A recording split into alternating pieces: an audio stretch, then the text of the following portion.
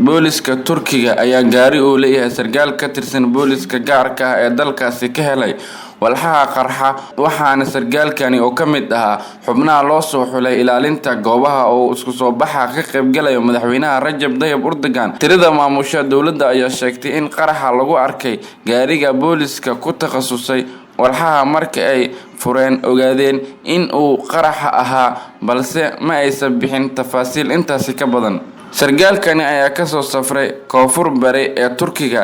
Hay'adaha ammaanka ayaa gaariga ku sameeyay baaris ugu dambeyn waxa ay ka heleen walxaha loo adeegsado qaraxa oo diyaarsan. Dawladda Turkiga ayaa xoog saartay gacan ku qabashada jabhadda PKK, Daesh iyo shakhsiyaad kale oo ku lug lahaa afgambigii dhicisoobay.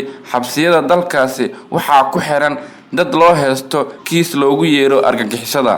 xubno ka tirsan xisbiga talada Turkiga haya AK Party ayaa sheegay in cadawga shacabka iyo dawladda Turkiga ay gudaha iyo dibadda u maleegayo waliba ku hardami karo horumarka dalkaasi sida hadalka loo dhigay.